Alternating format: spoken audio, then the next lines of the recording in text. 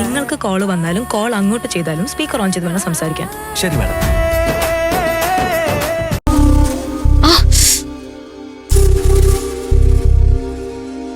മുത്തശ്ശൻ എന്നെ അന്വേഷിച്ചോ?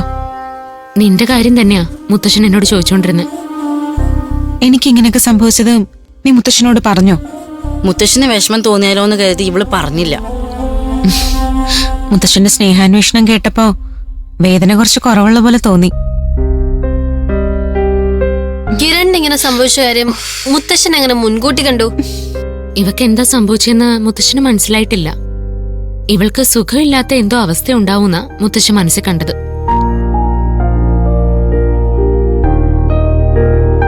ഇവൾക്ക് എന്തെങ്കിലും സംഭവിക്കുമെന്ന് മുത്തശ്ശി ഇന്നലെ രാത്രി നിമിത്തം കണ്ടു. അതേപോലെ സംഭവിക്കുകയും ചെയ്തു.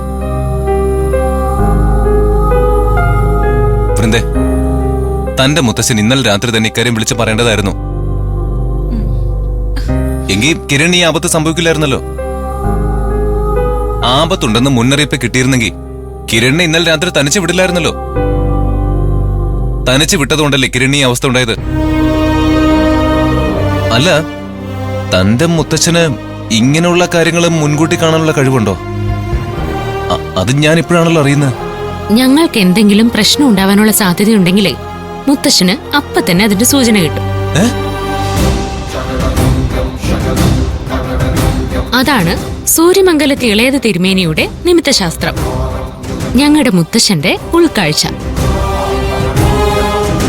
മുത്തശ്ശനെ പറ്റി പറഞ്ഞപ്പോ നിനക്കെന്താടാ ഒരു പേടിയും പരിഭ്രമവും? ഞാൻ ശരിക്കും പേടിച്ചു.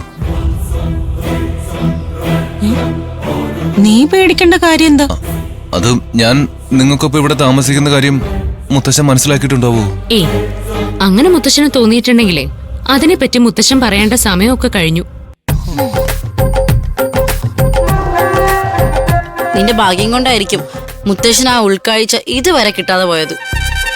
ഇവനെ മുത്തശ്ശൻ കണ്ടുപിടിച്ച എന്തായിരിക്കും ഇവന്റെ അവസ്ഥ എന്നൊന്ന് ആലോചിച്ചു നോക്കിയേ. ഇവന് ഭൂമിയിലും ആകാശത്തും നിൽക്കാൻ പറ്റാത്ത അവസ്ഥയായനെ. നീ 2 ചിറകും ഫിറ്റ് ചെയ്ത് ലാൻഡ് ചെയ്യാൻ എയർപോർട്ടിൽ ഇട്ടാത്ത വിമാനത്തെ പോലെ കറങ്ങി നടക്കേണ്ടി വരും. എന്താടി? പുറത്തു നടുവിനൊക്കെ ഭയങ്കര വേദനയാ. ഹോസ്പിറ്റലിൽ പോവാന്ന് പറഞ്ഞ നീ കേക്കില്ലല്ലോ. വേണ്ട, ഹോസ്പിറ്റലിൽ പോവണ്ട. കിരൺ അടിച്ചിട്ടവരെ നിങ്ങൾ വെറുതെ വിട്ടോ? ഇയാളെ ഉപദ്രവിച്ചവരെ ഇതുപോലെ വേദനിപ്പിക്കുക വേണ്ടത്. എന്റെ കൈ തരിക്കുക. നിന്റെ കൈ തരിക്കുന്നുണ്ടെങ്കിലേ ആ തരിപ്പങ്ങ് അടക്കി വെക്ക്. വേണ്ടാത്ത പ്രശ്നങ്ങളൊന്നും ചെന്ന് തലയിടണ്ട. കിരണിനോട് ഇത് ചെയ്തവരെ 24 മണിക്കൂറിനകം ഇതുപോലെ കിടത്തുമെന്ന് താൻ വീരവധം പറഞ്ഞല്ലേ? ഇത്രയും നേരായിട്ടും നിങ്ങൾക്ക് ആർക്കെങ്കിലും എന്തെങ്കിലും ചെയ്യാൻ കഴിഞ്ഞോ?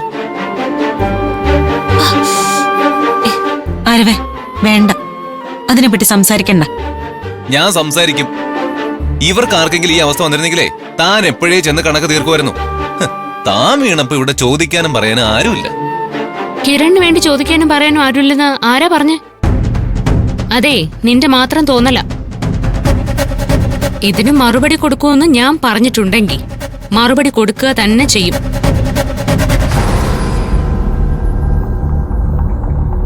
ചെയ്തത് ആരാണെന്നുള്ള സംശയം മാത്രമേ ഉള്ളൂ. ആ സംശയം ഒന്ന് മാറണം. ആ സമയത്ത് തിരിച്ചടിച്ചിരിക്കും. വൃന്ദേ, ഞാൻ ഈ അവസ്ഥയിലായിരിക്കുമ്പോ നിങ്ങൾ ആരും പ്രശ്നം ഉണ്ടാക്കരുത്. ഇപ്പൊ ഈ പ്രശ്നം മറന്നേക്ക്. ഈ പ്രശ്നം അങ്ങനെ മറക്കാൻ ഞങ്ങൾക്ക് പറ്റില്ല. നിന്നെ ഏതോ ഗോസ്റ്റ് അടിച്ചിട്ടെന്നല്ല അലീനെ പറഞ്ഞത്. എന്നാ ആ ഗോസ്റ്റിനെ തന്നെ ഞങ്ങൾ അടിച്ചിടും.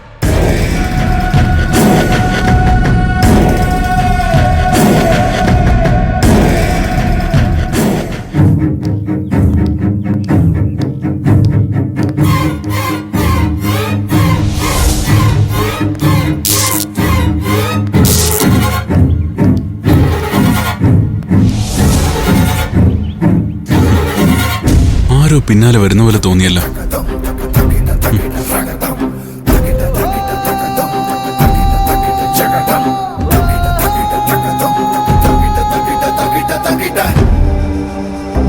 ഇവിടെയാണോ? ഇവിടെ ആരാ മറഞ്ഞു നിന്നത്?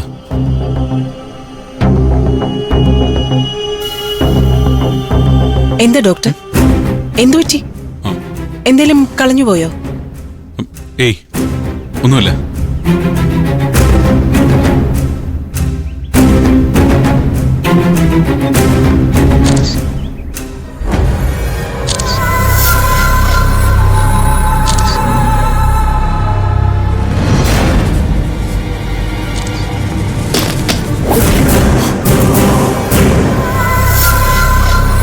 ക്ലീനിങ് കഴിഞ്ഞ മന്ദാകിനി ഇതൊന്നും ഓർഗനൈസ് ചെയ്ത് വെക്കില്ല.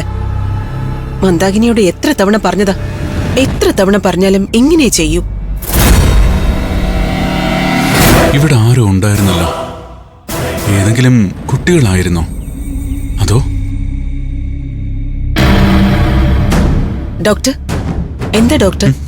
ആ, പെട്ടെന്ന് ഫോട്ടോയൊക്കെ എടുക്കുന്ന കണ്ടു. ആ അത് ഞാൻ ഈ ഭിത്തിയെ തൂക്കിയ രൂപത്തിന്റെ ഫോട്ടോ എടുത്തതാ.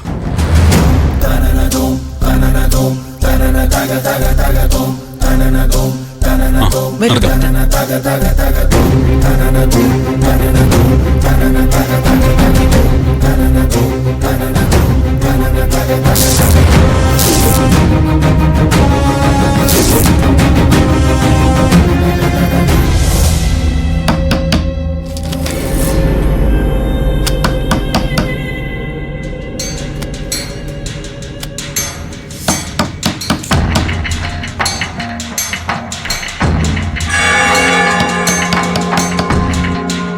പുറത്താരോ വന്നിട്ടുണ്ടല്ലോ. വെയിറ്റ്, ഞാൻ നോക്കിയിട്ട് വരാം.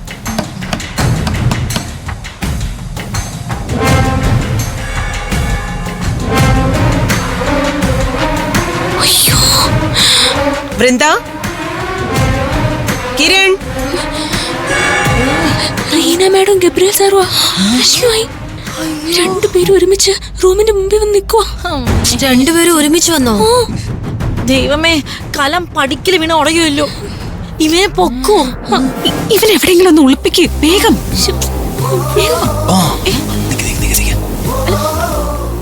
ഞാൻ എന്തായാലും മാജിക് കാണിച്ച് ഇൻവിസിബിൾ ആയാൽ മതി. ഈ സമയത്താണോ നീ മാജിക് പരീക്ഷിക്കുന്നത്? ഇങ്ങോട്ട് വന്നേ. ഇങ്ങോട്ട് കേറ്. കേറ്.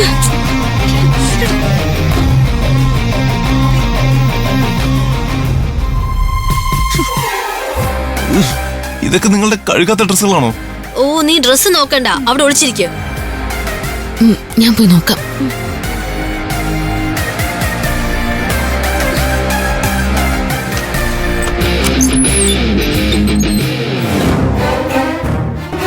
എന്താ മാം?